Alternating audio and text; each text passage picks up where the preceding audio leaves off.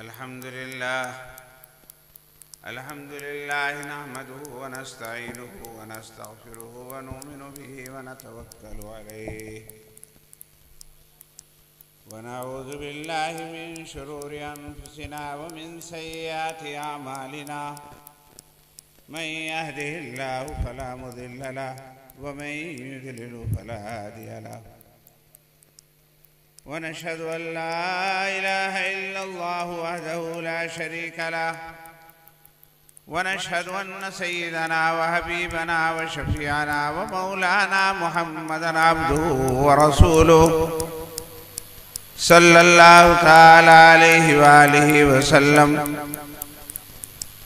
اللهم ألهمنا مراشد أمورنا وأعذنا من شرور أنفسنا ومن سيئات أعمالنا. اللهم اغفر لي واختر لي رب اشرح لي صدري ويسر لي أمري واحلل عقدة من لساني رب زدني علما. أما بعد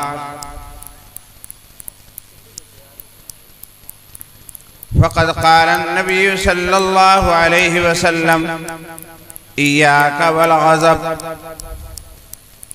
وقد قيل أول الغضب جنون وآخره ندم.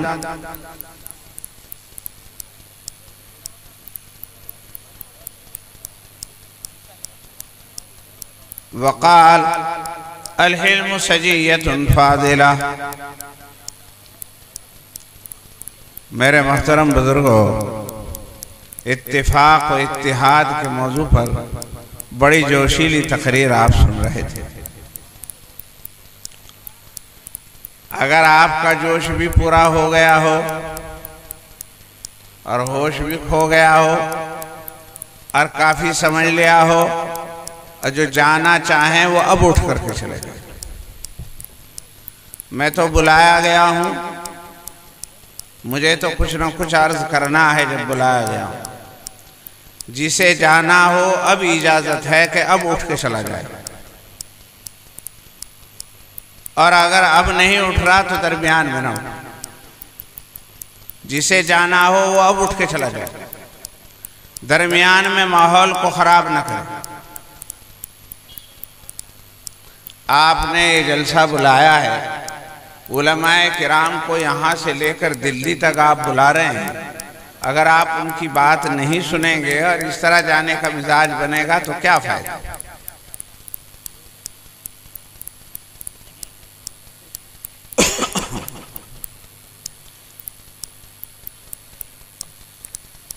اللہ رب العزت نے، غور سے سنو میری بات، اللہ رب العزت نے انسان کو بہت سارے جذبات عطا فرمائے،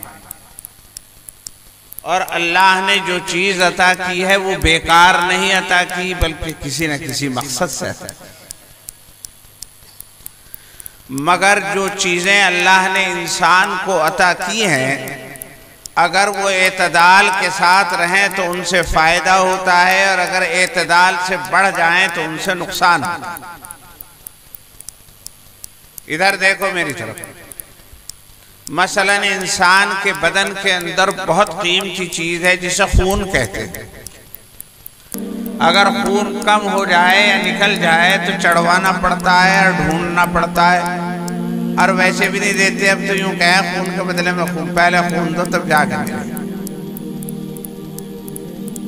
تو خون انسان کے لیے انتہائی قیمتی چیز ہے.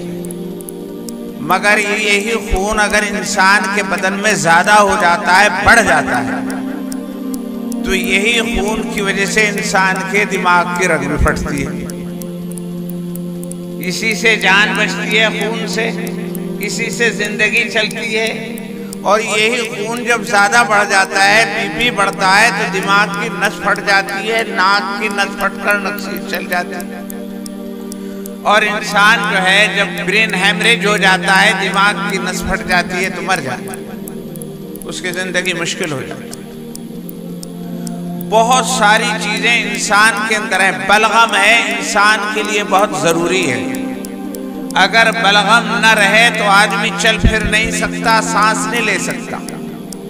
ہو سکتا ہے یہاں کوئی ڈاکٹر بھی موجود ہو، وہ بتائے گا کہ پھیپھڑوں کو جو تراوٹ ملتی ہے وہ بلغم ہی کی وجہ سے ملتی ہے، اور بلغم ہی کی وجہ سے انسان کا یہ سانس کا نظام چلتا ہے۔ لیکن اگر بلغم بڑھ جاتا ہے تو اسی سے کھانسی اور اسی سے بلغم، اسی سے نزلہ اور ٹی بی ہو جاتی ہے اور آدمی موت کے قریب چلا جاتا ہے۔ تو جو اوصاف اللہ نے جو چیزیں دی ہیں وہ اگر اعتدال میں رہے تو ان کا فائدہ ہوتا ہے، اور اگر اعتدال سے بڑھ جاتی ہے تو ان کا نقصان ہوتا ہے۔ تو اللہ رب العزت نے انسان کے اندر مثلا سخاوت کا مادہ رکھا، سخاوت کا مادہ، اچھی جگہوں پہ خرچ کرنا، آج یہ بہت اچھا وصف ہے، بہت اچھی چیز ہے، لیکن اگر بہت زیادہ ہی بڑھ جائے اور حضرت ابو بکر کی طرح سارا ہی کچھ لا کر کے رکھ دے اور کچھ بھی گھر میں نہ چھوڑے تو گھر میں فاقہ آ جائے گا اور وہ برداشت نہیں ہوگا۔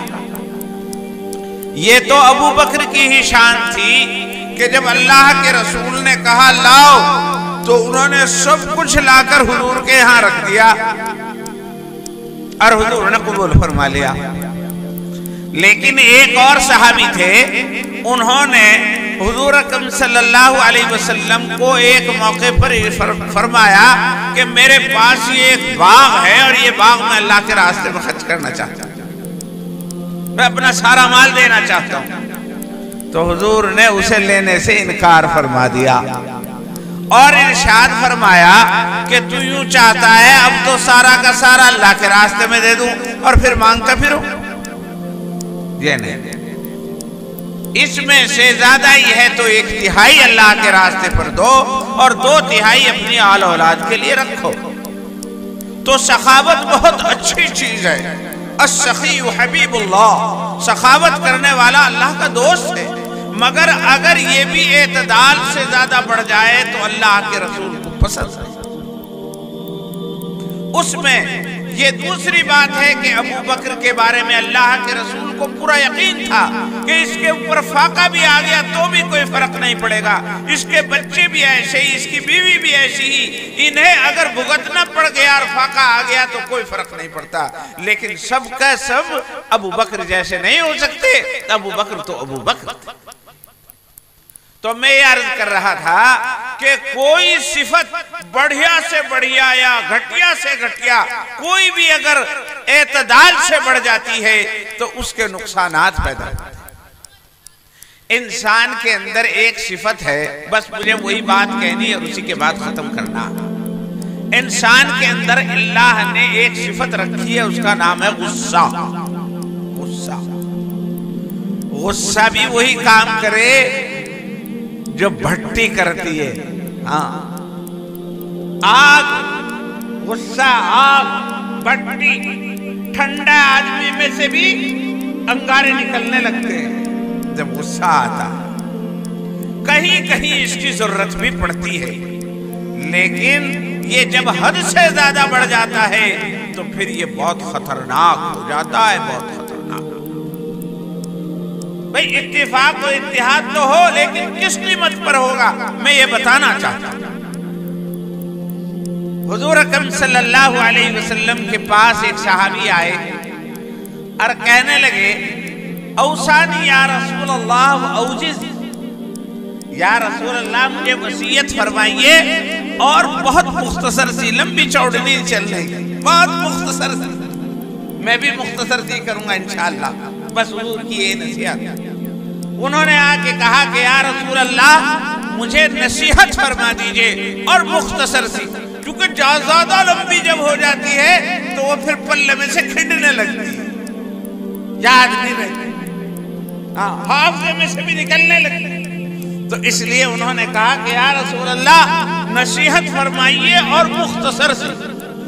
تو سرکار دو عالم نے فرمایا ایاک والغضب، بس ایک ہی لفظ میں نمٹا دیا، ایاک والغضب، اے میرے چاہنے والے، مجھ سے محبت رکھنے، مجھ سے نصیحت پوچھنے والے، میں تجھے ایک ہی نصیحت کرتا ہوں اپنے آپ کو غصے سے بچائے رکھنا، اپنے غصے پر کنٹرول،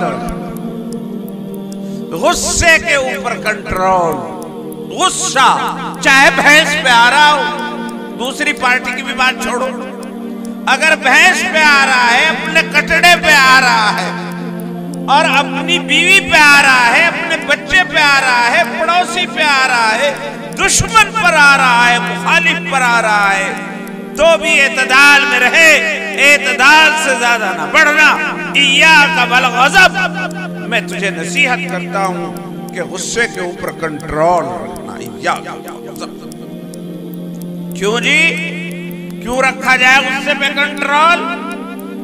اس لیے کہ کہا جاتا ہے، کہنے والے نے کہا ہے، اول الغضب جنون وآخرہ ندم، کہ غصے کی شروعات پاگل پن سے ہوتی ہے۔ جب غصہ آنا شروع ہوتا ہے تو اس وقت پاگل ہو جاتا ہے آدمی۔ پاگل ہو جا، ہم تو ہوتے نہیں، ہو جاتے ہیں پاگل۔ پاگل کسے کہیں؟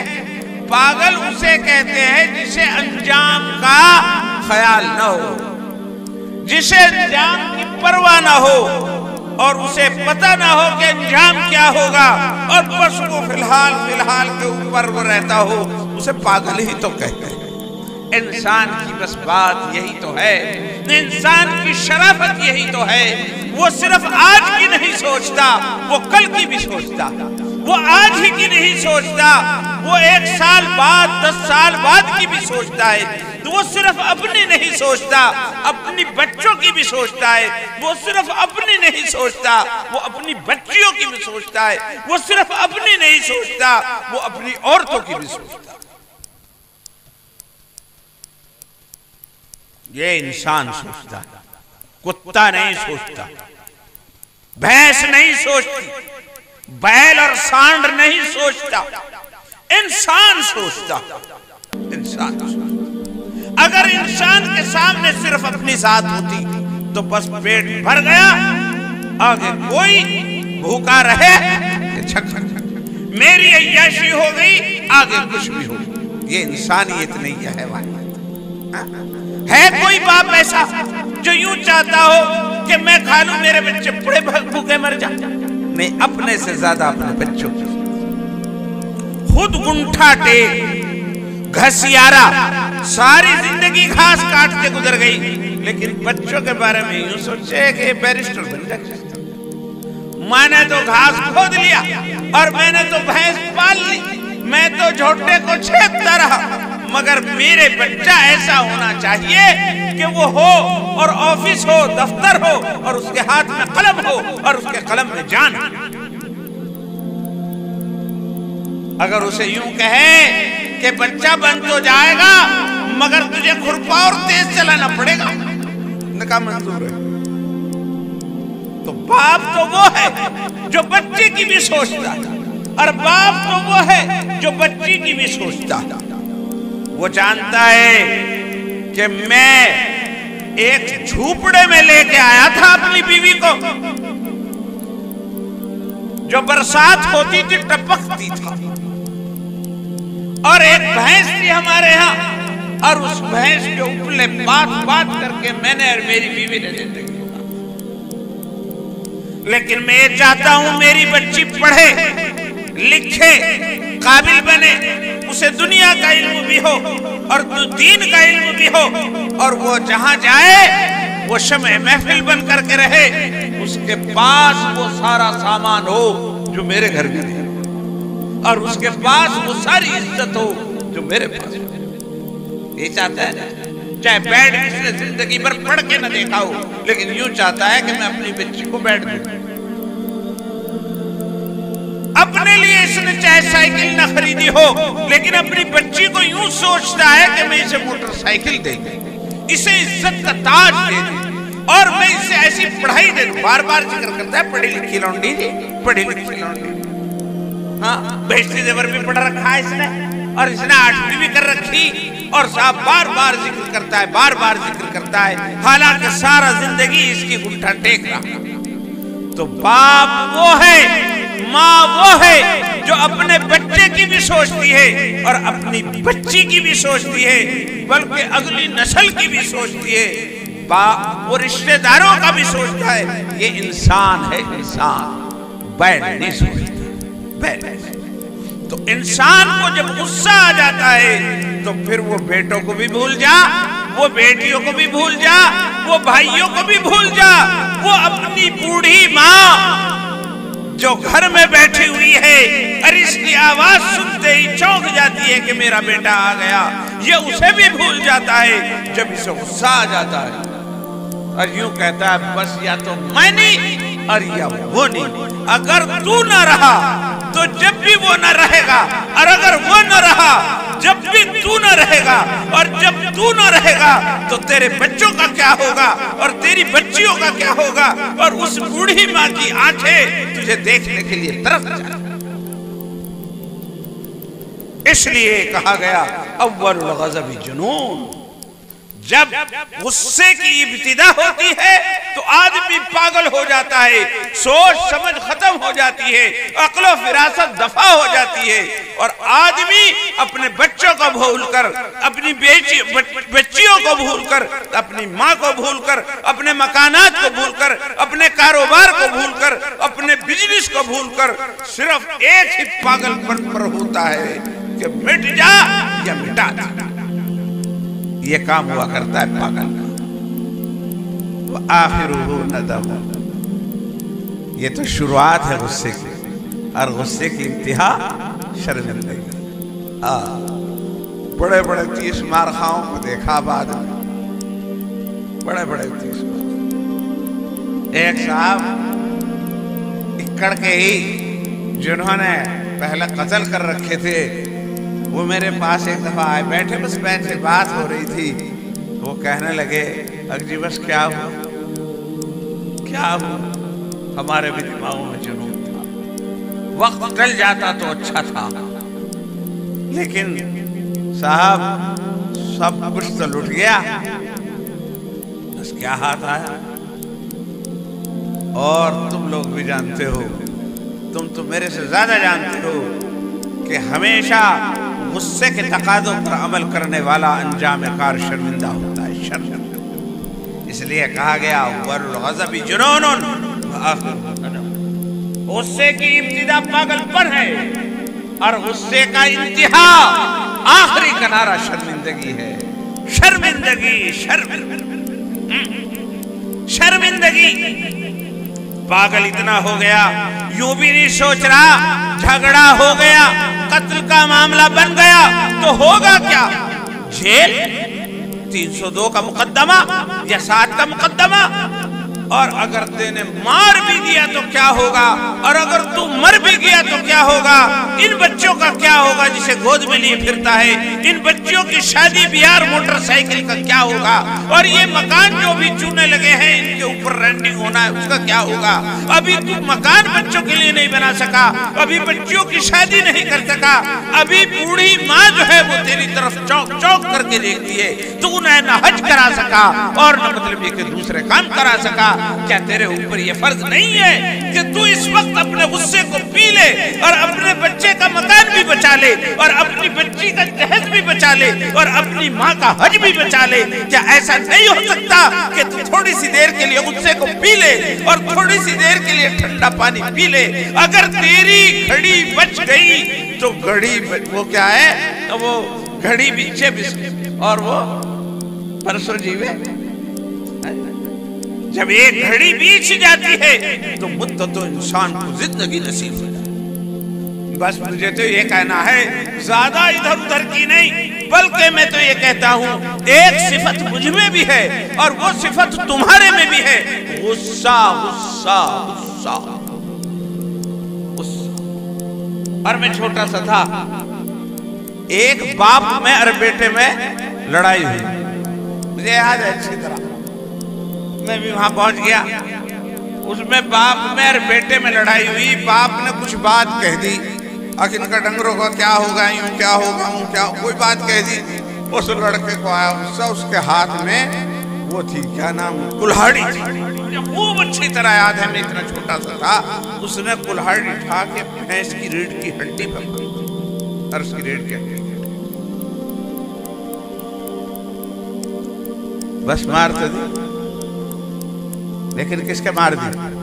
اپنے ہی تو مار لی، سوچ رہا بھینس کے مار دی، بھینس کے کہاں مار دی، اپنے مار لی۔ اگر اب 50,000 روپے کے ہوئے 10 کی تو جب بھی آتی ہوگی، اب وہ 10 بھی اتنے مشکل تھے، کس کے مار دی؟ تو اول الغضب جنون، غصے کا پہلا حصہ، غصے کی ابتدا پاگل پن سے ہوتی ہے، اسے نفع نقصان کا پتہ نہیں چلتا۔ سرکار دو عالم ہمارے مہربان ہیں، اللہ کے رسول ہیں، وہ سمجھانے کے لیے آئے، ان کی زندگی، ان کی بتائی ہوئی نصیحتوں میں ہماری زندگی ہے، ہمارے بچوں کا، ہمارے بچوں کی خوشیاں ہیں، ہماری بچیوں کا جہیز ہے، ہمارے بچوں کی تعلیم ہے، ہماری بیوی کا اس کے اندر صندور ہے، ہماری بیوی کی مانگ کا اس کے اندر مطلب یہ کہ حسن و جمال ہے، وہ تو اس کی عزت ہے، اس کا سہاگ ہے۔ آپ یہ سب کا سب ختم ہو جاتا ہے جب انسان کے دماغ کے اندر فتور آ جاتا ہے اور غصہ حد سے زیادہ بڑھ جاتا ہے۔ اس لیے اللہ کے رسول نے فرمایا ایاک والغضب، بس ایک ہی چیز ہے، غضب سے بچو، غضب سے بچو، غضب سے بچو، اس لیے کہ جب غضب آتا ہے، غصہ آتا ہے تو انسان پاگل ہو جاتا ہے، اور جب پاگل ہو جاتا ہے تو کچھ پتہ نہیں۔ 2 دن پہلے ملتا ہے، اب بچے کو دکھاتا ہے، کہتا ہے جی ماشاءاللہ سے 4-5 سال ہو گیا اور اسے انگلش میڈیم میں داخل کروں گا، یا آپ کے ہاں مدرسے میں بھیجوں گا، اسے عالم بنانا ہے یا اسے انجینئر بنانا ہے، کچھ بھی کہتا ہے، بڑی اچھی اس کی تمنائیں آ رہا ہے۔ اسے پتا ہے اسے پڑھانے کے لیے ڈریس چاہیے بڑھیا، اسے پڑھانے کے لیے کورس چاہیے، اسے پڑھانے کے لیے انگلش میڈیم میں کوئی اعلیٰ درجے کا اسکول چاہیے، وہاں بھیجنے کے لیے اسے بہت کچھ روپیہ چاہیے گا۔ اس نے کہا انشاءاللہ سب کچھ ہو جائے گا، کچھ تو کر رکھا اور ہوتا رہے گا، انشاءاللہ ایسی ہمت ہے کہ میں اپنے دونوں بڑے بچوں کو بڑھیا پڑھاؤں۔ مگر پتہ چلتا ہے کہ اگلے دن اس پر غصہ چڑھ گیا، غصہ چڑھ گیا، کسی سے مدبھیڑ ہو گئی اور اس نے رسول اللہ کی بات پر عمل نہیں کیا، وہ پاگل ہو گیا غصے میں اور کسی کے لٹھ مار دیا اور لٹھ مار کے دوسرے کے اپنے لیے مقدمہ لے لیا، اور صاحب مطلب یہ کہ اب جیل میں پہنچ گیا۔ اب اسے نمٹانے کے لیے وہ سارا پیسہ جو بچے کی تعلیم میں خرچ ہونا تھا وہ فیصلے میں چلا گیا یا وہ لال ٹوپی والے لے گئے۔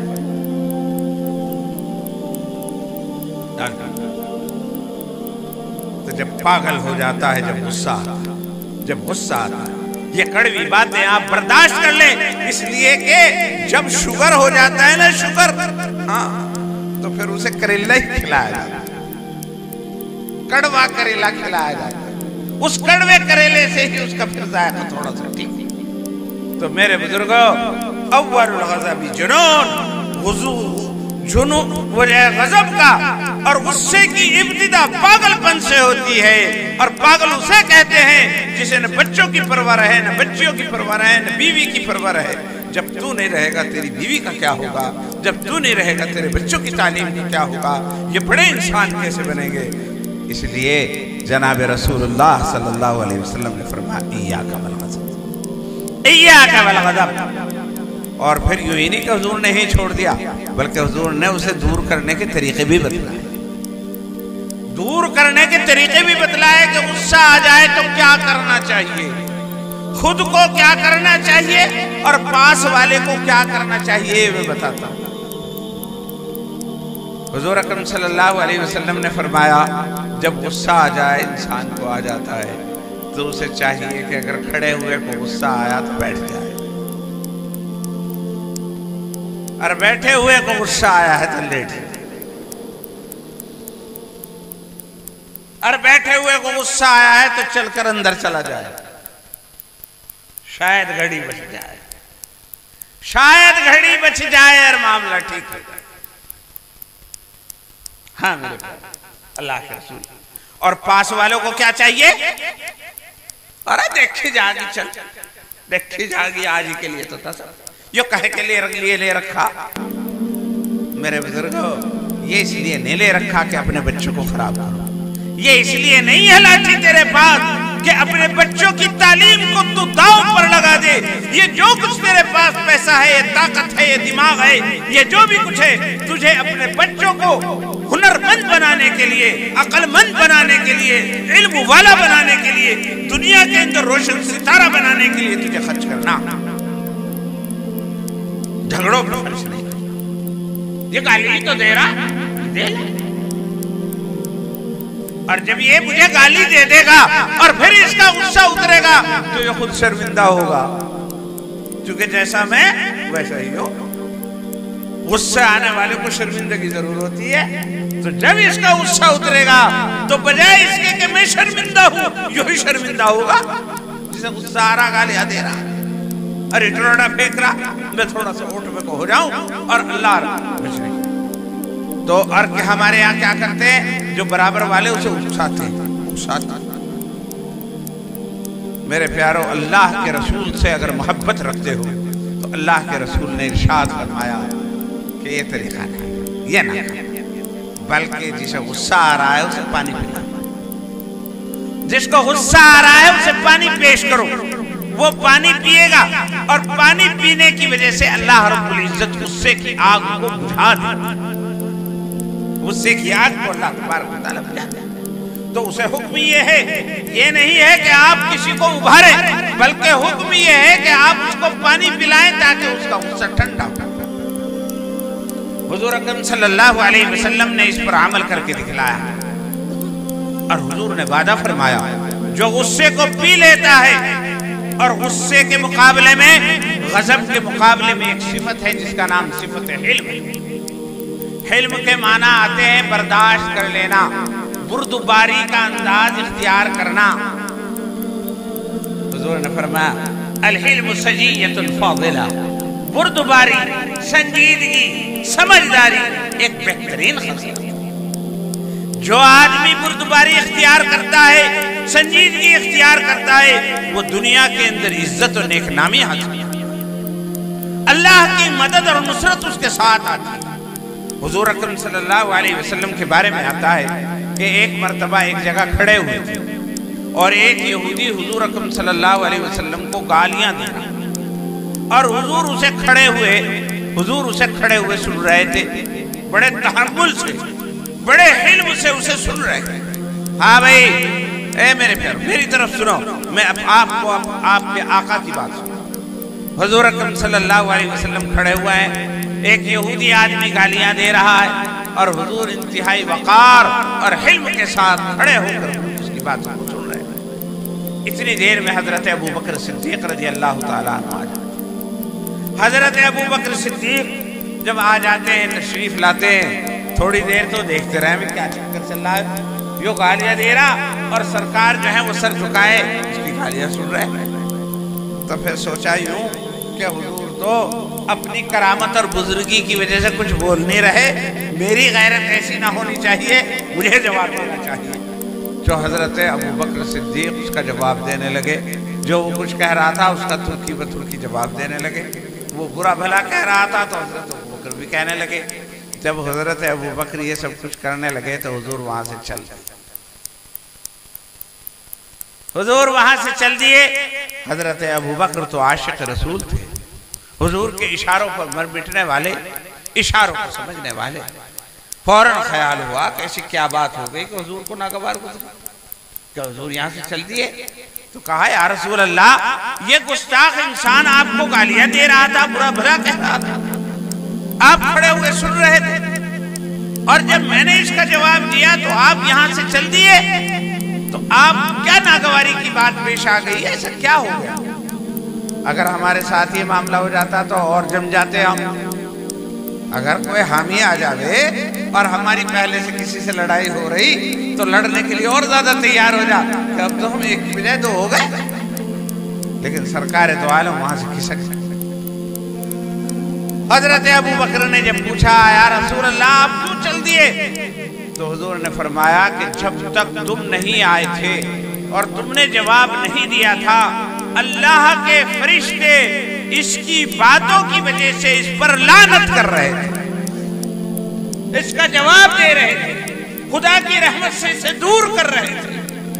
اور جب تم نے آ کے مورچہ سنبھال لیا تو فرشتوں نے کہا بھائی انہوں نے تو اپنا مورچہ خود سنبھال لیا، چلو۔ جب وہاں سے فرشتے چل دیے تو میرا وہاں کیا کام تھا جہاں سے فرشتے چلتے، اس لیے میں بھی وہاں سے کھسک لیا۔ اس حدیث پاک سے اس بات کا پتہ چلتا ہے کہ اگر دشمن کے مقابلے میں، اس کے سب کو شتم کے مقابلے میں، اس کی گالیوں کے مقابلے میں انسان حلم کا ثبوت دیتا ہے اور سنجیدگی اور وقار کے ساتھ رہتا ہے، اس کی گالیوں کو برداشت کر لیتا ہے اللہ کا حکم سمجھ کر، تو اللہ کے طاقتور فرشتے اللہ تبارک و تعالیٰ کی طرف سے آ کر کے اس کا دفاع کرتے ہیں اور اسے اللہ کی رحمت سے دور ہونے کے لیے لاتے۔ اور آپ کسی فرشتے کی بد دعا کے مقابلے میں آپ کیا کر سکتے؟ آپ کچھ نہیں کر سکتے۔ فرشتہ جو آپ کی اعانت کر سکتا ہے، ایسی اعانت آپ کسی سے نہیں ہو سکتی۔ اس لیے میرے پیارو، یہ سرکار کے لیے ہی بات نہیں تھی، یہ آپ کے لیے بھی بات ہے کہ اگر آپ کو کوئی گالی دینے لگے، آپ کو کوئی برا کہنے لگے جو آپ کو نقصان پہنچاتی ہو، تو ایک تو یہ بات یاد رکھو کہ غصہ مجھے آ رہا ہے، مگر غصے کے بارے میں بتایا گیا تھا کہ اول الغضب جنون، کہ غصے کی ابتدا تو پاگل پن ہے۔ اگر میں اس پاگل پن میں اس سے الجھ گیا تو میرے بچوں کی زندگی بھی خطرے میں پڑ جائے گی، اور میری بچیوں کی زندگی اور اس کا جہیز بھی خطرے میں پڑ جائے گا، اور میری بیوی کا سہاگ بھی خطرے میں پڑ جائے گا، اور میری ماں کو کہیں ایسا نہ ہو کہ بڑھاپے کے اندر میرا دکھ اسے جھیلنا پڑے۔ میرے بزرگوں، میری راحت و آرام، میرا کاروبار سارا خطرے میں پڑ سکتا ہے۔ اس لیے کہ کسی جھگڑے سے پہلے آپ پوچھ کے دیکھ لیو تمہیں اتنا اندازہ تھا کہ اتنا بڑا جھگڑا ہو جائے گا؟ کوئی نہیں بتانے کا، اتنا بڑے جھگڑے کا کوئی اندازہ نہیں تھا، بس ویسے ہی تھوڑی بہت وہ تھا۔ لیکن جھگڑے کا جب ہونے لگتا ہے تو اس کا منہ بہت کالا ہوتا ہے، اور یہ پتہ نہیں کہاں سے کہاں آپ کے اوپر حالات آئے۔ ان حالات کے بعد سنتے رہے ہم، طبیعت چاہتی تھی کوئی بات کریں، لیکن کہاں بات کی جائے؟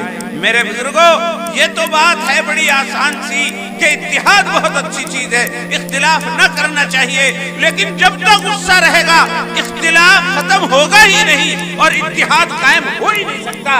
اتحاد قائم کرنے کے لیے ضروری ہے کہ پہلے آپ اپنا مزاج بدلیں، اپنی طبیعتوں کے اندر سے غصہ بدلیں، اور غصے کا نکالنا صرف مقدمات کو حل کرنے کے لیے ضروری نہیں، گھر کی رونق کو برقرار رکھنے کے لیے، ورنہ آپ ایسا ہی کریں گے جیسا کہ میں نے بتایا تھا کہ ایک نوجوان نے جب وہ باپ سے لڑائی ہوئی، وہ اٹھا کے کلہاڑی اور اس کی ریڑھ کی ہڈی پہ مار دی، اور اس کی ریڑھ کی ہڈی کٹ گئی اور پھر اسے کٹوانی ہی پڑی۔ سوچ رہا وہ منع ہے، بھینس کے مار دی، بھینس کے کہاں ماری، وہ تو اس نے اپنے آپ ہی مار دی۔ تو میرے بزرگوں، جب غصہ آتا ہے تو آدمی پاگل ہوتا ہے، پھر اسے شرمندگی کا سامنا کرنا پڑتا ہے، اور اس کو دور کرنے کے طریقے بتائے سرکار دو عالم نے۔ کھڑا ہو تو بیٹھ جائے، بیٹھا ہے تو لیٹ جائے، برابر والوں کو حکم دیا کہ اسے پانی پیش کیا جائے، وہ ادھر ادھر کو ٹل جائے، وہ گھر میں چلا جائے، باہر ہے تو اندر چلا جائے۔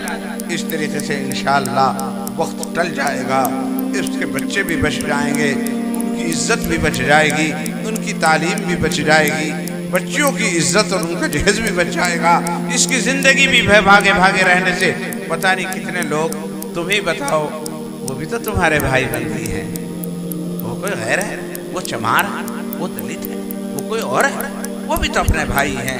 کتنے لوگ ہیں ایسے جنہیں اپنا گھر آنا نصیب، اگر انہیں کوئی مہمان ٹھہراتا تھا، مہمان کہتا تھا کہ میزبان اگر ٹھہر جا، آج ہی تو آیا تھا، نے کہا کہاں ٹھہرا جا؟ مہمانداری میں جہاں اسے بستر لگا کے دیا جاتا ہے اور بڑھیا کھانے کھلائے جاتے ہیں، آج کے دور میں 2 دن آدمی مہمان نہیں ٹھہرتا، اور وہ اس غصے کی بنیاد پر 10 دن 20 دن مہینوں اور کئی مہینے گزر گئے۔ ایسے بہت سارے تمہارے دوست اور تمہارے بھائی ایسے ہیں جو گھر آنا اور اپنے بچوں کو دیکھنا نصیب نہیں۔ یہ کس بنیاد پر ہوا؟ یہ صرف غصے کی بنیاد۔ میں یوں کہتا ہوں کہ غصہ حرام ہے، یوں نہ سمجھو کہ ان کا ہوا تو ہوا۔ ہاں ایک بات اور نہیں، ایک بہت بڑی بیماری ہمارے اندر یہ ہے کہ سورے کی اسی کی تو زندگی برباد ہوئی، میری تو ٹھیک ہے، ہاں، اور اس کی میری اس کی ہوئی، اور اس کی اور ہو رہا اچھی طرح ہو، یہ سورا ایسا تھا، اور اس کے دماغ میں فکر تھا۔ میرے پیارے، کچھ پتہ نہیں وقت کا مزاج کس وقت بدلتا ہے۔ جو گھڑی آج اس پر آئی ہے، خدا نہ خواستہ تیرے لیے نہ آئے۔ خدا سے ڈر، اگر اس کے حالات بگڑ سکتے ہیں تو تیرے حالات، آگے میں کچھ کروں گا ہی نہیں۔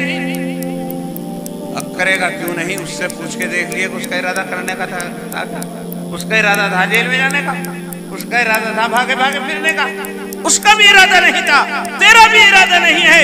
یہ تو شامت اعمال ہے، اپنے اعمال کی شامت ہے۔ جب برا کرتا ہے تو پھر اس کا نتیجہ نکل جاتا ہے۔ تو اگر ہم دوسروں کے بارے میں یوں سوچ رہے ہیں کہ وہ پھنس رہا ہے تو پھنسے، ہم تو بچے ہوا ہے اور سورا اور پھنسے۔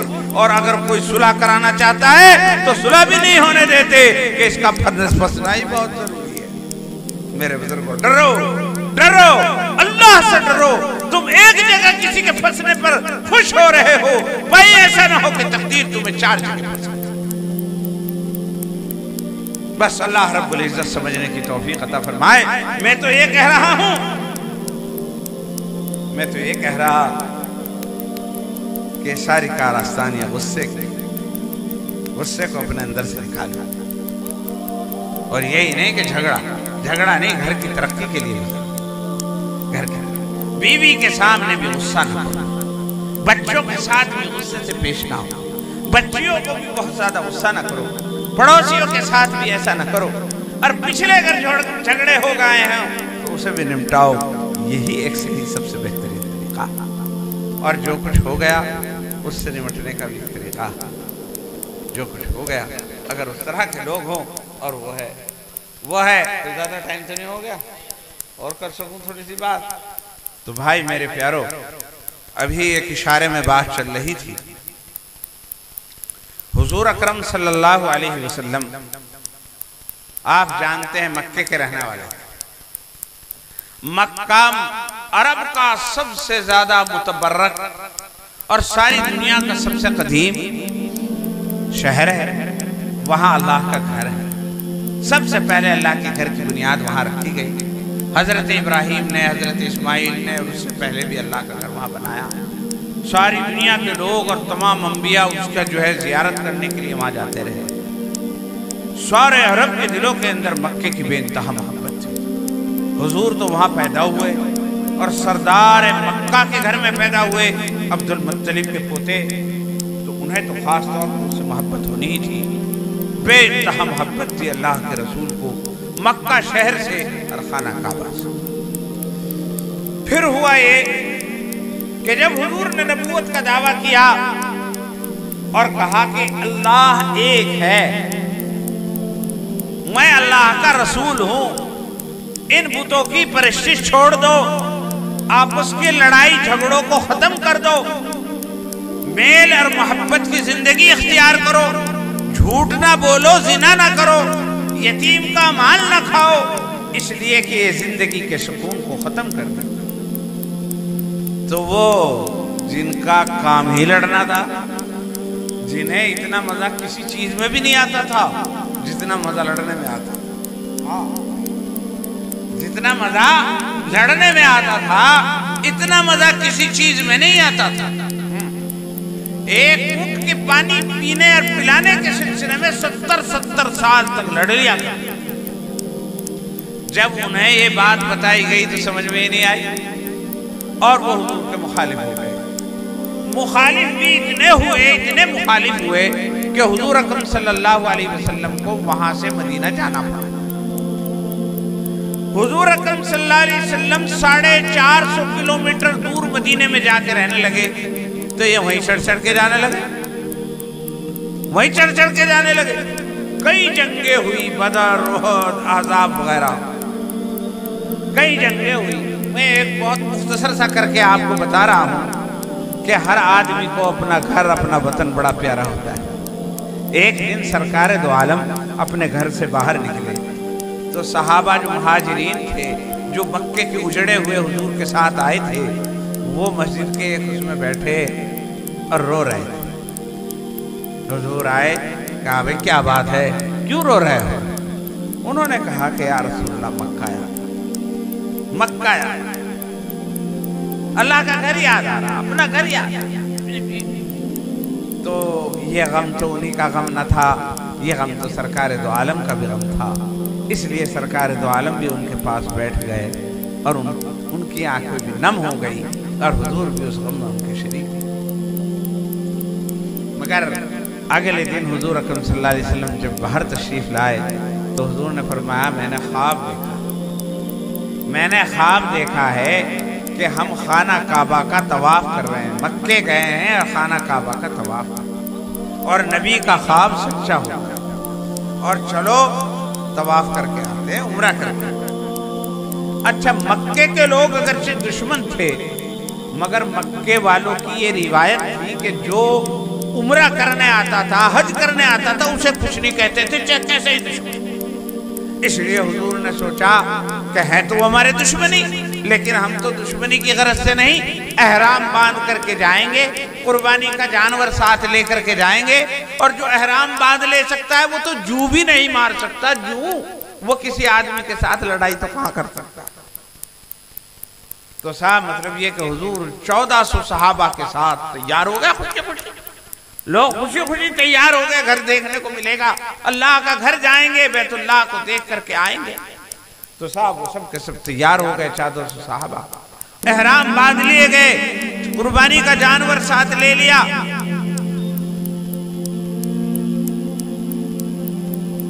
جب حضور اکرم صلی اللہ علیہ وسلم مکہ شہر کے حدود بہت باہر سے شروع ہو جاتے ہیں، ایک تو ایسی حد ہو کہ بالکل یہیں سے شروع ہو گیا، ایک ایسا جیسے عدھے لاؤنپور کے راستے سے یہاں کی حد شروع ہو جائے۔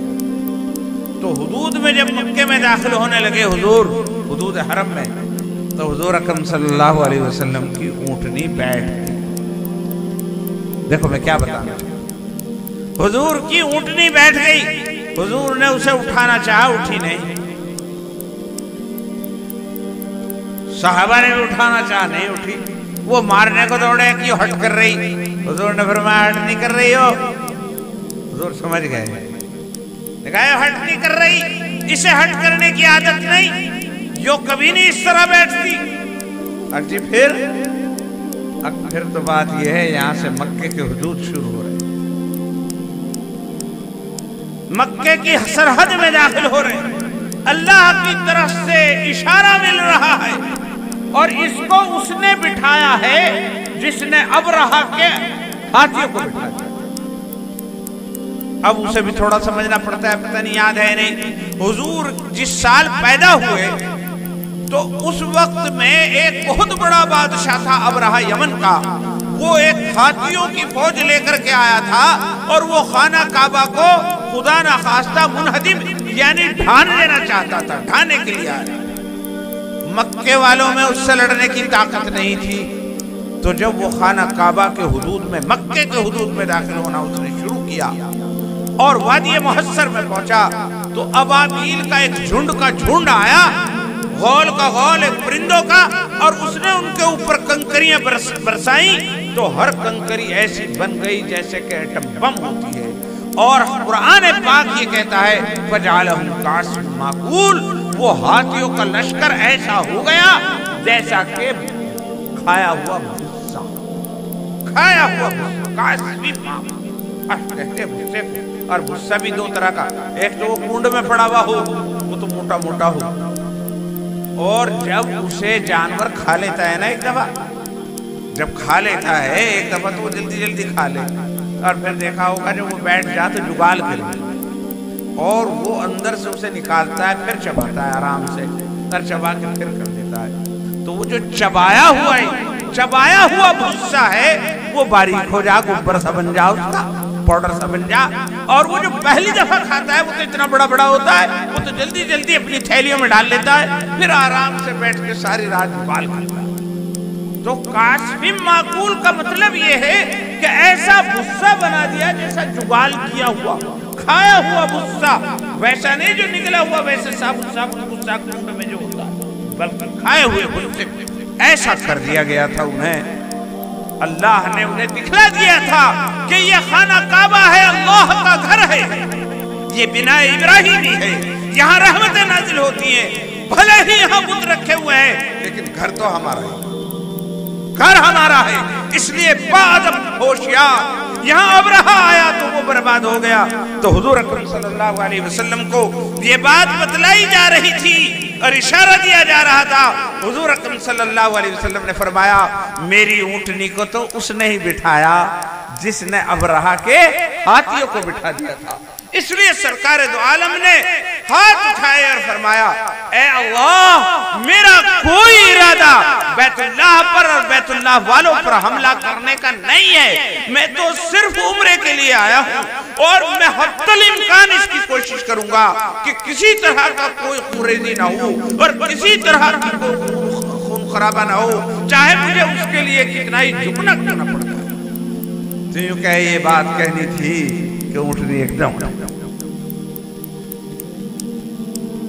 تو میں یہ بتانا چاہتا ہوں، میں یہ عرض کرنا چاہ رہا ہوں کہ خود اتنی بری چیز ہے، ایک طرف کفار مکہ ہیں، بت پرست جنہوں نے اللہ کے اس مقدس گھر کو بھی بتوں کی نجاست سے ناپاک کر رکھا، اور ایک طرف سرکار دو عالم جو بتوں کی نجاست کو مٹانے کے لیے آئے، لیکن ابھی وقت نہیں آیا، ابھی ایسا وقت نہیں آیا کہ سارے۔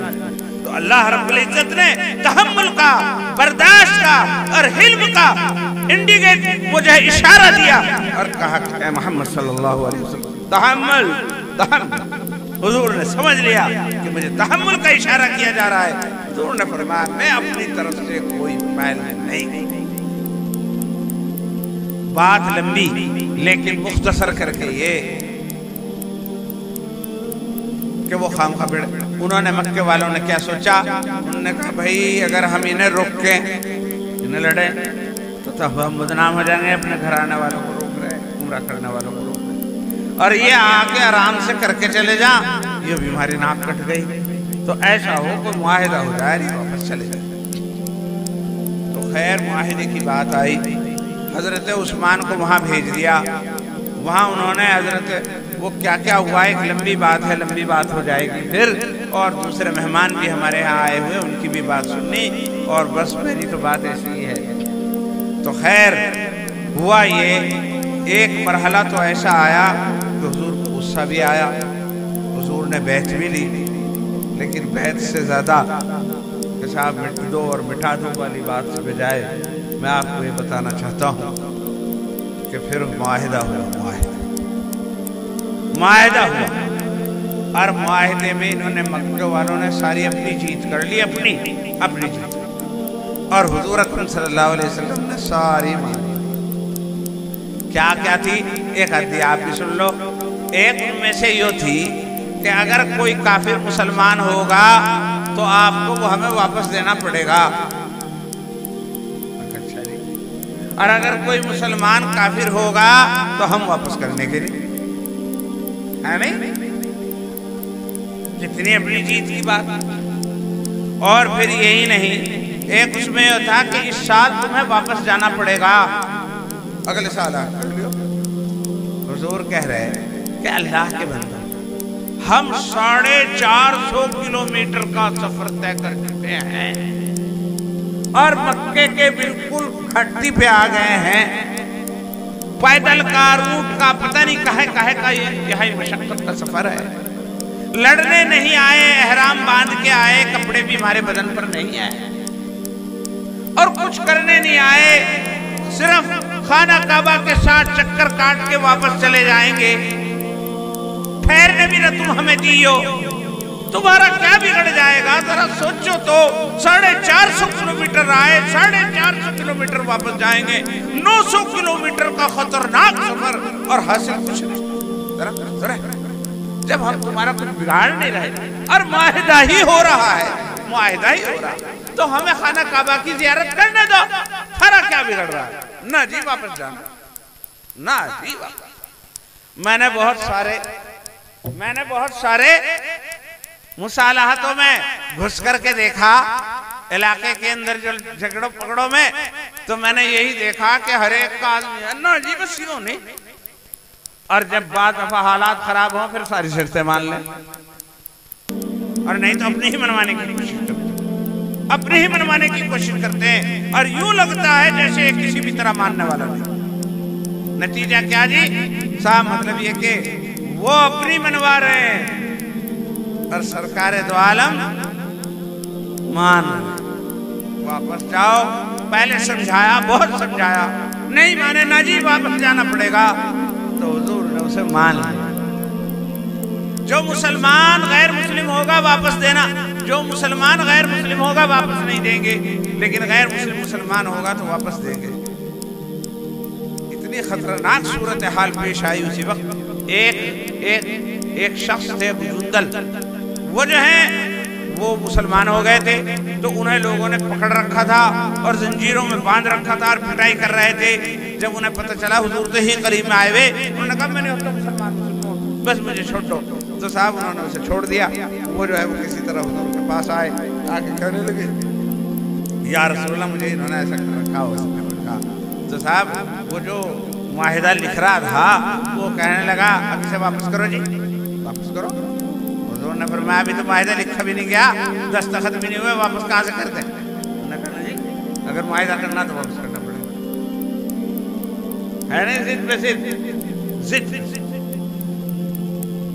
اب حضور نے کہا کہ اچھا بھائی لے جاؤ، تو صحابہ کو کیا گزری ہوئی، اور پھر پتا اتنا خطرناک بات کہ جب ہم نے بچپن میں اس قصے کو پڑھا تھا تو ہمارے بھی رونگٹے کھڑے ہوئے۔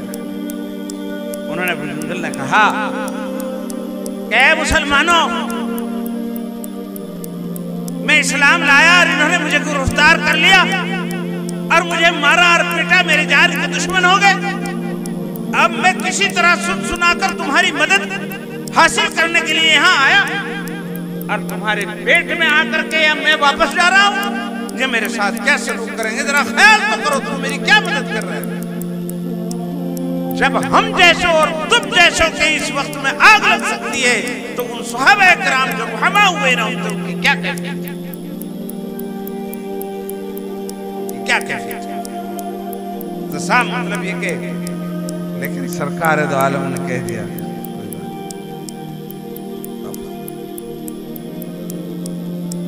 ایسے خطرناک۔ ایک اس میں شرط یہ بھی تھی کہ 10 سال تک نہ تم ہم پہ حملہ کرو گے نہ ہم تم پہ حملہ کرو گے، تم بھی چین سے رہو گے ہم بھی چین سے۔ تو 10 شرط تھی اور ان میں سے 2-3 شرطوں کا میں نے ایک تو واپس چلے جاؤ، یہ کتنی خطرناک شرط۔ دوسرے جو مسلمان ہوگا اسے واپس کرنا پڑے گا، اور جو کافر ہوگا ہم واپس نہیں کریں گے۔ کھلا ہٹ دھرمی کی شرط تھی، مگر سرکار دو عالم سب کو قبول کر رہے تھے، سب کو قبول۔ کون کر رہے تھے؟ میرے راہ کے آقا سید الانبیاء والمرسلین، کامل العقل انسان، وہ ملک الملوک، تمام بادشاہوں کے اندر بھی اگر دیکھا جائے تو مطلب ایک بڑا بادشاہ جس کے اندر اللہ نے عقل و فراست مکمل درجے کی دی تھی، وہ جو ہے اتنا جھک کر کے سلام۔ اور وجہ میں نے پہلے بتا دی، اشارہ مل چکا تھا رب ذوالجلال کی طرف سے کہ خوریزی نہیں ہونی چاہیے، خوریزی نہیں ہونی چاہیے، اور وعدہ کر چکے تھے اے اللہ میں جہاں تک ہو سکے گا خوریزی نہیں ہونے دوں گا۔ اور یہ اتنے اڑ گئے کہ یا تو خوریزی یا بات مان لو۔ تو حضور نے اتنی بڑی شکست اور اتنی بڑی کمزوری کی شرطیں قبول کر لی، اور صاحب ان کی بات اتنی کمزوری کی کہ صحابہ کرام رضوان اللہ تعالی علیہ مجمعین کے بھی حلق سے نیچے نہیں اتر رہی تھی، نیچے نہیں اتر۔ جب معاہدہ ہو گیا تو معاہدہ ہونے کے بعد حضور نے فرمایا کہ سر منڈوا دو، احرام کھول دو اور اپنی قربانیوں کو ذبح کرو، قربانیوں کو ذبح کرو، سر منڈواؤ اور احرام قربانیوں کو ذبح کرو۔ چونکہ قاعدہ یہی ہے کہ عمرہ والا جب عمرہ کر لیتا ہے تو پھر وہ قربانی کرتا ہے، سر منڈواتا ہے، مطلب یہ جو ہکا کے لے جاتے ہیں ہدی لے کے گئے تھے، تو حضور نے لوگوں سے کہا کہ قربانی کرو، تو راوی یوں کہتا ہے کہ سارے بیٹھے کے بیٹھے رہ گئے۔ یہ ایک منظر ایسا دیکھا کہ حضور نے فرمایا اور صحابہ اٹھے۔ وہ لوگ جو ایک اشارے پر جان دے دیا کرتے تھے، یہ معاہدہ ان کے حلق سے نیچے نہیں اتر رہا تھا، اور انہوں نے وہ بیٹھے کے بیٹھے رہ گئے۔ انہوں نے بات حضور رنجیدہ ہوئے، اس بات کو محسوس کیا، اور حضور گھر میں تشریف لے گئے۔ وہ خیمہ تھا، وہاں حضرت ام سلمہ رضی اللہ تعالی عنہ وارضاہا تھی۔ حضرت ام سلمہ نے حضور کے چہرہ اترا ہوا دیکھ کر کہنے لگی کیا بات ہے یا رسول اللہ؟ حضرت ام سلمہ نے کہا کہ میں نے لوگوں کو کہا قربانی کر دو، کوئی بھی نہیں اٹھا۔ تو بعض دفعہ بیوی بڑے کام کی بات بتا دیتی ہے۔ اچھی بیوی بہت بڑی نعمت ہے اللہ کی، اچھی بیوی کی بھی قدر کرو، اپنے غصوں میں آ کے اسے تنہا نہ چھوڑ جاؤ، اسے بیار و مددگار نہ کر دو۔ تو میرے بزرگوں حضرت ام سلمہ نے فرمایا یا رسول اللہ، یہ فیصلہ انہیں بہت گراں گزر رہا ہے، اور اس طرح قربانی کرنا ان کے لیے ایک عجیب سی چیز ہے۔ آپ ایسا کیجئے، کسی کو کچھ نہ کہیے، اور اپنی قربانی کھول کر خود دیجئے۔ حضور باہر تشریف لائے، اپنی قربانی کھولی، اسے لٹایا اور اسے ذبح کر دی۔ جب حضور کو ذبح کرتے دیکھا تو سورے صحابہ چلے گئے اپنے جا کر کے قربانی ذبح، مگر دل اداس تھے، واپس جانا پڑ رہا ہے، کعبے کے بالکل گلیارے میں آ کر کے واپس جانا پڑ رہا ہے۔ حضرت عمر جیسا جلیل القدر صحابی جو ناطق الحق وناطق بالصواب تھا، لو کان بعدی نبیا لکان عمر، اسے بھی کچھ باتیں ہضم نہیں۔ وہ حضرت ابوبکر صدیق رضی اللہ تعالی عنہ کے پاس گئے اور کہنے لگے اے ابوبکر، کیا ہم حق پر نہیں ہیں؟ کیا محمد اللہ کے رسول نہیں؟ ہاں، اب پھر اتنی دبکر صلح کرنے کا کیا مطلب؟ تو حضرت ابوبکر نے فرمایا چل حضوری کے پاس چلتا ہے، وہیں پوچھے۔ حضرت ابوبکر صدیق رضی اللہ تعالی عنہ حضرت عمر کو لے کر حضور کے پاس آئے اور کہنے لگے یا رسول اللہ، انہیں بھائی عمر کو کچھ اشکال ہو رہا ہے، کچھ بتا دیں۔ پوچھو۔ انہوں نے کہا کہ یا رسول اللہ، کیا آپ نے نہیں فرمایا تھا کہ میں نے خواب دیکھا ہے کہ ہم حج کو جو عمرہ کر رہے ہیں اور یہاں تو بغیر قریب واپس ہونا جا رہا؟ تو حضور نے فرمایا میں نے یوں تو نہیں کہا تھا اسی سال کریں گے، انشاءاللہ کریں گے، اگلے سال کریں گے۔ تسلی ہو گئی، نے کہا کہ اتنی دب کر کے صلح؟ تو حضور نے ایک ایک کو لیا اور اسے بتایا۔ بھائی کہنے لگے حضور کہ تمہیں اس پہ اشکال ہوگا کہ کوئی کافر مسلمان ہوگا تو ہم واپس کر دیں گے۔ ہمارے یہاں جو مسلمان ہوتا ہے وہ مسلمانوں کی طاقت کی بنیاد پر مسلمان نہیں ہوتا، مسلمانوں کو سپورٹ سمجھ کر مسلمان نہیں ہوتا، وہ اللہ کی طاقت سمجھ کر اللہ کے بھروسے پر مسلمان ہوتا ہے۔ وہ ساری دنیا سے مخالفت مول لیتا ہے صرف اللہ کے سارے، تو وہ اللہ کے سارے مسلمان ہوگا، اللہ کے سارے ہم سے واپس کرتے ہیں۔ اللہ اس کو اتنی بھی کہا۔ اور رہا یہ کہ اگر ہمارے میں سے کوئی کافر ہوگا تو وہ واپس نہیں کریں گے، تو ہم اسے واپس لے کے کیا کریں گے؟ ہمارے کام کیا ہے؟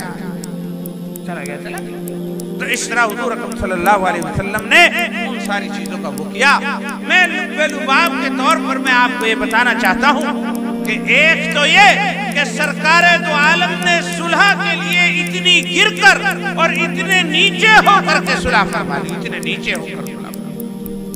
تو صلح کے اندر یہ نہیں دیکھنا چاہیے کہ ناک کس کا اونچا ہو رہا ہے، مونچھ کس کی اونچی ہو رہی ہے، مونچھ کسی کی اونچی نہیں، مونچھ تو تمہاری اس دن کٹ گئی تھی جس دن تم نے جھگڑے کرے، کچھ اندر چلے گئے تھے، کچھ مر گئے تھے اور کچھ وہ ہو گئے تھے، مونچھ تو اس دن کٹ گئی تھی जब मतलब ये कि तुम जमानतों के लिए फिरते हो और एक दूसरे को ढूंढते फिर रहे, उस रोज कट गई थी।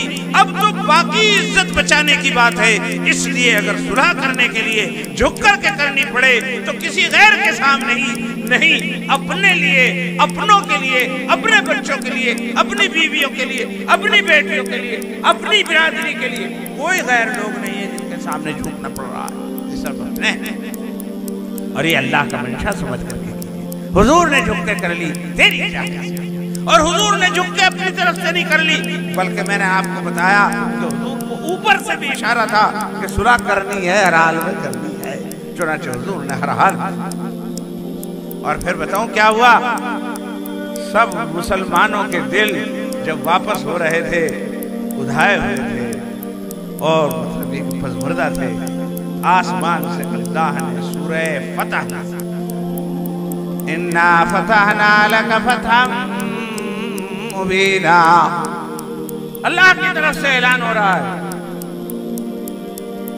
और जब ये सूरत नाजिल हुई तो हुजूर को देखा यूं पैरों के बल चल रहे हैं। किसी ने कहा यार क्या बात है? आज जो मेरे पास सूरत नाजिल हुई, उस सूरत को लेकर 70,000 फरिश्ते आसमान से नीचे उतरे, उसकी वजह से भीड़ हो रही है, मुझे पूरा पैर रखने का मौका नहीं मिल रहा। इन्ना फतहना लक फतहम मुबीना, सारे मुसलमानों के मुंह उतरे हुए थे, सब के सब रंजीदा थे, परेशान थे कि किस उम्रे की नियत से आए थे और किस तरह अब इन्हें नाकाम वापस जाना पड़ रहा था। लेकिन अल्लाह कह रहा था ये तुम्हारी शिकस्त नहीं है बल्कि खुली हुई फतह है, और इसके बदले में हम तुम्हें फतेह मुबीन अता करेंगे। चुनांचे 2 साल नहीं हुए थे, ऐसी काया पलट हुई कि सारा का सारा मक्का हुजूर के हाथ में आ गया, और वो सारे के सारे बड़े बड़े सूरमा हुजूर के सामने यूं सिर झुकाए बैठे थे, और उनकी सारा मामला बागडोर हुजूर के हाथ में था। और हुजूर ने फरमा रहे थे बताओ तुम्हारे क्या सलूक किया। मेरे बुजुर्गों, फिर लंबा किस्सा है आगे, मुझे तो ये अर्ज करनी है कि झगड़े होते हैं, इत्तिहाद टूटता है, इख्तिलाफ पैदा होते हैं गुस्से की वजह से, गुस्से की वजह से। अगर वो यूं कहे गुस्सा तुम करते रहो और इत्तिहाद का ख्वाब देखते रहो, कभी भी इत्तिहाद कायम नहीं हो सकता। मियाँ बीवी में नहीं हो सकता, बेटे और बाप में नहीं हो सकता, पड़ोसी पड़ोसी में नहीं हो सकता। अगर इत्तिहाद करना है तो उसकी एक कीमत देनी होगी, और वो कीमत ये है कि गुस्से को दबाना। गुस्सा दबाओ, बाप बेटे से गुस्सा दबाए, और मतलब बेटी और माँ के अंदर गुस्सा ना होना चाहिए, बाप और बेटे में गुस्सा ना हो, पड़ोसी में गुस्सा ना हो, एक पार्टी दूसरी में गुस्सा ना हो। गुस्से को दबाओ, जिंदगी के अंदर खैर और बरकत। और फिर अगर आ भी जाए तो उसे किस तरीके से आराम करो वो भी तरीके बताए हैं जी।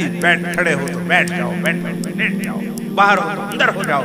और दूसरे को क्या करना चाहिए तो उसे पानी पिला देना चाहिए, समझा देना चाहिए, थोड़ी सी देर के लिए सब्र कर ले, तेरे साथ अल्लाह की मदद होगी। तू वकार इख्तियार कर, जो वकार और सिल्म इख्तियार करता है तो अल्लाह के फरिश्ते आ जाते हैं। और तू उसका जवाब नहीं देगा, वो बड़े ईंट फेंक रहे हो लेकिन फरिश्ते उस पर लानत मार रहे हैं, तू देख हिमायत। तो मेरे बुजुर्गों, जब ये काम करोगे तो घर में भी इत्तिहाद होगा, पड़ोस में भी इत्तिहाद होगा, खानदान में भी इत्तिहाद होगा, गांव में भी इत्तिहाद होगा, इलाके में भी इत्तिहाद होगा, मुल्कों में भी इत्तिहाद होगा, मगर इसी शर्त पर होगा कि गुस्से को पीना होगा, वकार और संजीदगी अपने अंदर पैदा करनी होगी। और फिर अगर हो गया, कुछ हो गया, जो हो गया उसका भी एक तरीका है, वो सुलह करनी होगी, और सुलह करके हमें अपनी पिछली तलाफी करनी होगी। और सुलह के अंदर हमें ये करना होगा कि कितनी हमें झुक करके सुलह करनी पड़े, अल्लाह के लिए अगर आप सुलह करेंगे तो इंशाअल्लाह अल्लाह रब्बुल इज़्ज़त आपकी मदद फरमाएंगे और आपको फतेह मुबीन अता करेंगे, फतह अता करेंगे। मुझे पता नहीं यहाँ कौन कौन लोग हैं और कौन कौन लोग नहीं हैं, इसका कहाँ से ताल्लुक है, लेकिन तुम जो भी कोई हो, तुम एक ही रंगो नस्ल के लोग हो, एक ही खानदान और बिरादरी के लोग हो, एक ही गांव के और एक ही काठी के लोग हो। तुम میں سے ہر ایک کا فرض ہے کہ جس نے یہ بات سنی اس نے سن لی، اور جس نے نہیں سنی وہ دوسروں کو سنائے، اور ہر آدمی داعی بن جائے اس بات کا کہ انشاءاللہ ہم اپنے گاؤں کے اندر امن قائم کریں گے، اور جو کچھ خرابیاں ہو گئی اسے دور کریں گے۔ یہ ہرگز ہوا نہیں بنائیں گے کہ صاحب پھسرا سورا پھنسا کرے، اور یہ تو تھا ہی اس لائق کہ بچنا چاہیے، بہت منہ اٹھا کے چلا کرے تھا، یہ بہت غلط چیز ہے، اس لیے غلط چیز ہے یہ۔ چاہے وہ آپ کی بات صحیح بھی ہو، بہت منہ اٹھا کے چلے گا، چاہے بات صحیح ہو، لیکن جس طرح منہ اٹھا کے چلنے پہ اللہ نے اسے سزا دے دی، اس بدخواہی اور شماتت اعداء پر اللہ تجھے بھی سزا دے سکتا ہے۔ منہ اٹھا کے چلنا اور تکبر کرنا اگر گناہ ہے تو شماتت اعداء، دوسرے کی پریشانی کے اوپر خوش ہونا، یہ بھی اللہ بہت بہت کہیں تیرا نام نمبر آ جائے اور کہیں اگلی میرا کہیں پہ آ جائے گا، بس یوں نہ پوچھ کہیں پہ آ جائے گا، بس جب آنا ہوئے تو آ ہی جائے گا، آنا ہوگا تو آ ہی جائے گا۔ اس لیے ہر شخص ڈرے اور اس بات کی کوشش میں لگ جائے کہ صاحب ایک تو غصہ نہیں، اپنے اندر سے غصہ ختم کر دیں گے، حلم اور وقار پیدا کریں گے، غصے کو دبائیں گے، اپنے کے بھی اور دوسرے کے بھی، اور صاحب جو ہو گیا اسے مٹانے کی یہی شکل ہے کہ آپ مسلمان، اللہ والے، داڑھیوں والے، نمازوں والے، کلمے والے اپنے بھائیوں کو اتنا پریشان ہوتے ہوئے نہ دیکھو، اور اس بات کی کوشش کرو کہ اللہ تعالیٰ امن و امان اور محبت کی اور فضا دکھائے۔ آخر اللہ کی مانو، رسول کی مانو، ان پارٹی بازوں کی کب تک مانتے رہو گے؟ ان لیڈروں کی اور نیتاؤں کی کب تک مانتے رہو گے؟ کیا ملا میرے پیاروں تمہیں آج تک مانتے اور ان کی مانتے اور صاحب مطلب آپس میں لڑائیوں کے جھگڑوں کے علاوہ اور کیا رہا؟ سارا پیسہ تمہارا دوسرے لال روپی والے لے گئے، سکون تمہارا غارت، اور لڑتا کوئی ہے اور سب کے مطلب یہ کہ وہ کھڑا ہو جاتا ہے معاملہ، اور صاحب مطلب یہ کہ بہت برا حال ہے۔ کیا ملا میرے پیاروں؟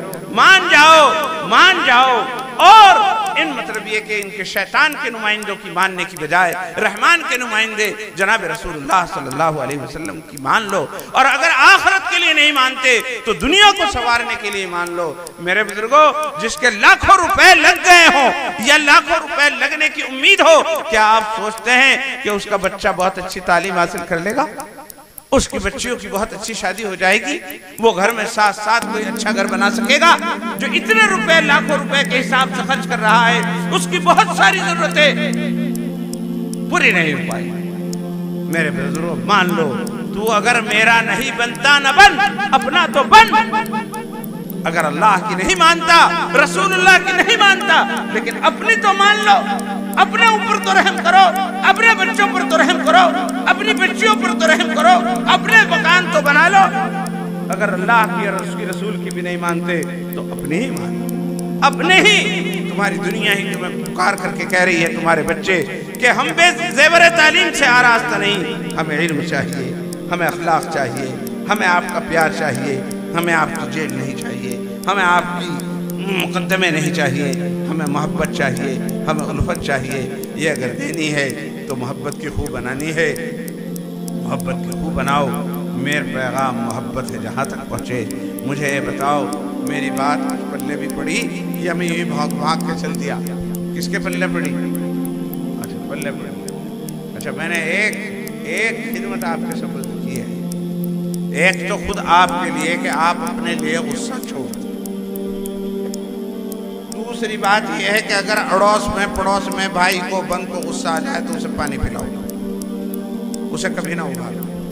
تیسری بات جو ہے، جو ہو چکے ہیں یہاں، جو کچھ ہو چکا، اس کے لیے پوری کوشش کرو، اور اللہ کا فریضہ سمجھ کر کے کوشش کرو کہ کسی طریقے سے ان کے معاملے ٹھیک ہو جائیں، وہ اپنے بچوں میں رہیں، اور جو نقصان ہو گیا اس کے اللہ تعالیٰ تلافی فرمائے۔ اللہ رب العزت مجھے اور پوری امت مسلمہ کو عمل کرنے کی توفیق عطا فرمائے۔ لیکن میں یہاں جب آیا تو سوچ ہی رہا تھا کیا کہوں، جو کچھ سوچ رہا تھا پتہ نہیں کیا سوچ رہا تھا، یہاں بات سن کر کے ایک طرح کا ذہن بن گیا، اور میں نے اس طرح کی باتیں آپ سے کہہ دی۔ ویسے پہلے بھی سوچتا تھا کہ کہیں آپ سے بات کرنے کا موقع مل جائے، لیکن کوئی موقع مل نہیں پا رہا تھا۔ آج آپ رات مل گئے آپ سے، لیکن بھائی مدرسے کا جلسہ ہے، اور مدرسے کی ایک خیر تو یہی ہے، میں سمجھوں گا اس مدرسے کے لیے ایک بہت بڑی سعادت کی بات ہوگی کہ یہاں سے امن و امان کا پیغام گاؤں کے اندر جائے، اور اس مدرسے کی برکت سے لوگوں کو یہ امن و امان ملے، سکون ملے۔ اور میرے پیارو، خود کہیں بھی کچھ رہو، اپنے بچوں کو مدرسے میں بھیجتے رہو۔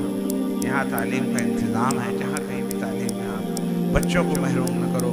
اور ان مدرسوں کا درخت سوچو تو صحیح، کہاں کا کہاں کا روڑا، یہ کہیں کے حفیظ جی، کہیں کے مولوی، یہ اکٹھے ہو کے قاری صاحب یہاں تمہارے گاؤں کے اندر یہ کر رہے ہیں۔ تم تھوڑی بہت ہی کچھ فیس انہیں دے دیتے ہو گئے، لیکن جو چیز یہ آپ کو دیتے ہیں یعنی قرآن شریف اور علم، بہت بڑی قیمتی چیز ہے۔ آپ نے 50 روپے دے دیے، 50 روپے میں آج کل ایک مہمان معمولی درجے کا اگر آ جائے، اس کی چائے پانی کا خرچہ ہو جائے۔ 50-100 روپے اگر آپ نے دی، اگر بڑا سا آ جائے تو پھر تو وہ گلابی رنگ کا جو آیا ہے آج کل وہ خرچ ہو جائے، پھر تو بڑے نوٹ چاہیے۔ اگر دعوت کرنی پڑ جائے تو اس بڑے نوٹ کے بغیر کام نہیں چلتا۔ تو یہ تو اتنے تھوڑے سے اس پہ کہ چائے ناشتے کے پانی میں آپ کے بچوں کو پڑھا رہے ہیں، تو یہ دے رہے ہیں آپ کو بڑی چیز، قرآن دے رہے ہیں، علم دے رہے ہیں، اخلاق دے رہے ہیں، اور لے رہے ہیں بہت معمولی سی چیز۔ تو ان کا احسان سمجھو، ان کی محبت سمجھو کہ انہوں نے کسی بھی طریقے سے صحیح یہاں یہ قائم کیا ہے، تو اس کا نفع آپ کو پہنچ رہا ہے اور انشاءاللہ پہنچے گا۔ ان کی کچھ ویسے بھی ہمت افزائی کرو، ان کے ساتھ عزت کا، محبت کا، اکرام کا معاملہ کرو، تاکہ ان کا حوصلہ بلند ہو اور اپنے بچوں کو پڑھاؤ۔ ہو سکتا ہے وہ جو ہمارے ایک مہمان مکرم اور یہاں تشریف فرما ہے، وہ علم وغیرہ سے متعلق، مدرسے کی ضروریات سے متعلق آپ کے سامنے بات رکھیں گے۔ یہ تو ایک وقتی ضرورت تھی جو مجھے کہنی چاہیے تھی، میرے ذہن میں تھی، وہ میں نے آپ کے سامنے کہہ دی۔ اللہ تبارک و تعالیٰ میرے آنے کو، آپ کے سننے کو، مل بیٹھنے کو قبول فرمائے اور پوری بستی کے لیے میرے لیے نافع فرمائے۔ وآخر دعوانا ان الحمدللہ۔